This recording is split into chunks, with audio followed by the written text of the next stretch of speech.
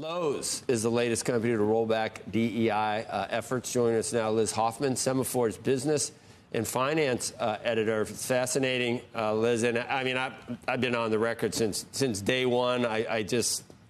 We all want things we all want to get to the same place. It's just how we want to get there. I don't want Larry Fink forcing behavior by companies or whomever. That's where I have a problem with it. But we all want to get to the same place in terms of inclusion and representation in the C-suite and everything else. We want to get there. But my question, it says here Lowe's is one of the companies that has conservative customer base. Is that true at Lowe's? Is anybody who does home improvement a conservative? I mean, I understand Harley, I understand John Deere, Tractor Supply, but I didn't think that way about Lowe's immediately.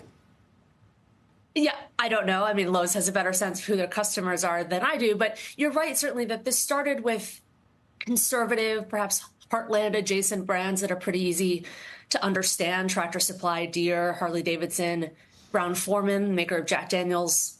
Lowe's, I would imagine, is maybe perhaps a step closer to kind of a neutral customer base, but certainly a jeans and flannel crowd there too. But I think you'll start to see this move sort of towards more politically neutral companies, which is to say that most of these companies didn't really want to be doing this stuff in the first place, and there's a lot of air cover to start dialing back now.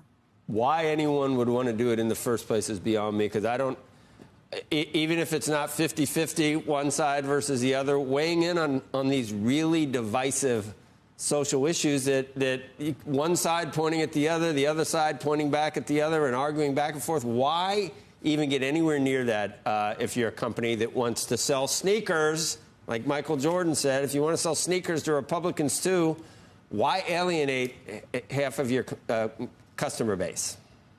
Look, they're getting out of this for the same reason that they largely went into it, which is that they were getting yelled at. You got to go back and sort of remember what the world was like in 2019, 2021.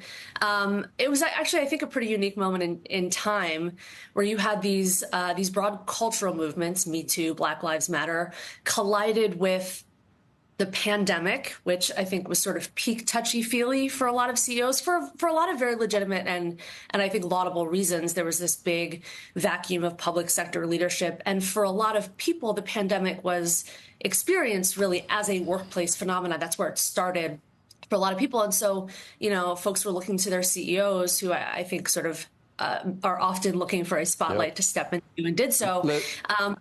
And then also remember that the world, like the economic backdrop, was just incredibly benign then. They had a lot of time to think big thoughts. Great. And the world has gotten a lot harder since. And not run their company. That's an unbelievable number from Gallup that you point out. Only 38% of Americans want companies to speak out on social issues. I guess that seems low, but then again, if you really think about it, it's kind of high. We don't have a whole lot of time left. One of the things you want to talk about, Liz, is Vice President Harris's policies are revealing to be more and more progressive. Like what? Well, I mean, certainly some of the price controls is a tricky word, but you've certainly heard more progressive economic language at the convention and post-convention. Price controls, rent control, corporate consolidation. There's obviously a big test of that going on. Your previous guest was talking about that with the grocery merger and timing for those companies, and that lawsuit could not be worse politically. It's interesting because I think, the Republican playbook here has been to paint the Harris campaign as incredibly liberal, which, historically, let's say she's not. She's a little more centrist, but she's stepped actually into some crosshairs that have been pointed a little bit to the left of her, and that'll be interesting to watch. Oh, I can give you 10 hugely progressive things that she suddenly is no longer for. So I don't ever remember her being historically centrist.